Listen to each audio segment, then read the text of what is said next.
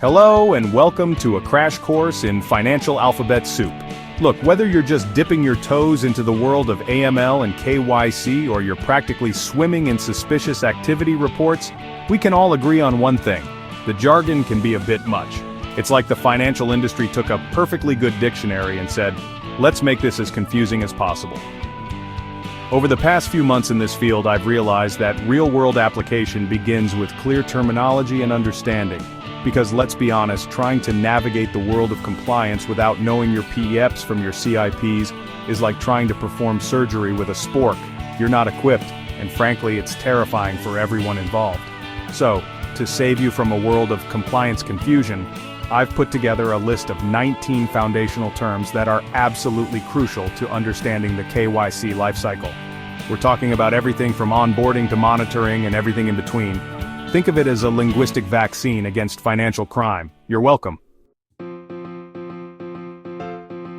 First up, the OG of compliance acronyms, KYC or Know Your Customer.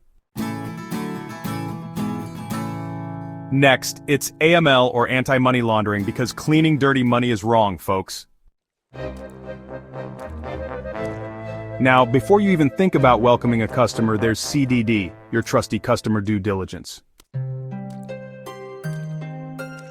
Chapter 4, PEPs, politically exposed persons, or as I like to call them, the high-maintenance clients. Chapter 5, on the flip side, we have SDD, Simplified Due Diligence, for when things are, simple. Chapter 6, but sometimes you need to go deeper, and that's where EDD, Enhanced Due Diligence, comes in. Chapter 7, don't forget about Sanctions Screening. Checking those lists is not optional, people. Chapter 8, Risk Assessment. Because let's be honest, some folks are just accidents waiting to happen. Chapter 9, Who's really pulling the strings? That's your beneficial owner lurking in the shadows. Chapter 10, Transaction Monitoring, Transaction Monitoring. Because sometimes you've got to follow the money. Chapter 11, Source of Funds. Source of funds. Where'd you get that? Asking for a friend, a very compliant friend. Chapter 12, Source of Wealth. Source of wealth. It's like lifestyles of the rich and famous, but for compliance nerds.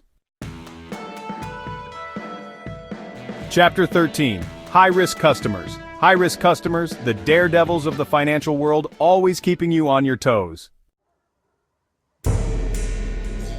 Chapter 14, KYB, Know Your Business. KYB, Know Your Business, because businesses can be shady too, folks. Chapter 15, the CIP or Customer Identification Program. The CIP or Customer Identification Program, Uncle Sam's way of saying, I'm watching you. Customer risk profiling, because everyone loves a good stereotype, especially when it comes to preventing financial crime. Chapter 17, Transaction Thresholds. Transaction thresholds. Those magical numbers that make your spidey senses tingle. Chapter 18, the UBO, or Ultimate Beneficial Owner, the puppet master behind the corporate veil. Chapter 19, and finally Geographic Risk, because some places are just more prone to, let's say, financial shenanigans. So, there you have it, 19 KYC and AML terms that are absolutely essential to navigating the wild world of compliance. Now I know what you're thinking. John, this is a lot to remember. And you're right, it is.